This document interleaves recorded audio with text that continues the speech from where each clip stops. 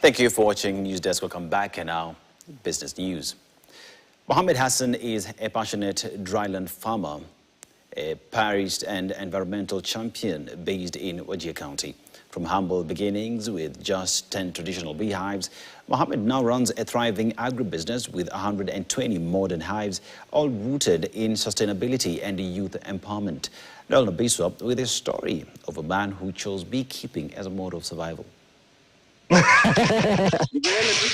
Mohammed Hassan is running Megan Farm, a 40-acre farm combining beekeeping, crop production and livestock. His apiary uses indigenous trees like acacia to protect biodiversity and data loggers. Bees not only produce honey, but also help to conserve local environment.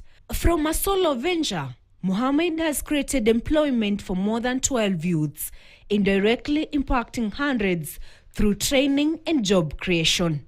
We've also trained other youth in beekeeping and climate action as well, because beekeeping and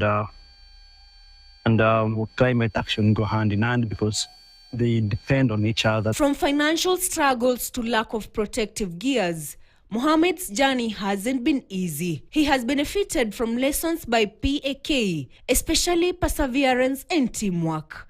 His team has grown with him, and some have even started their own businesses. To be honest, I've done this in conjunction with other people.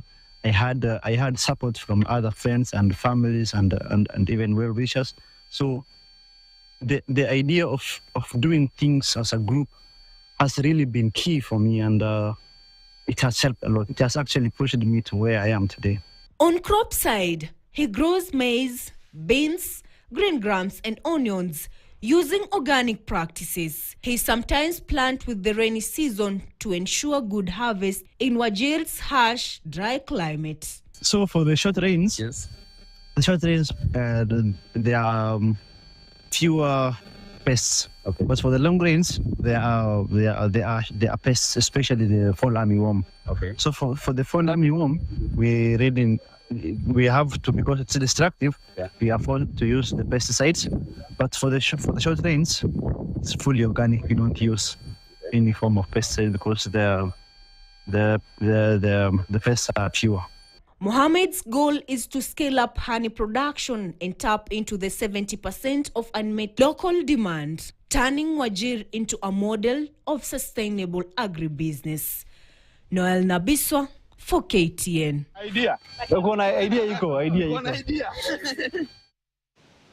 Coffee farmers from the South Rift region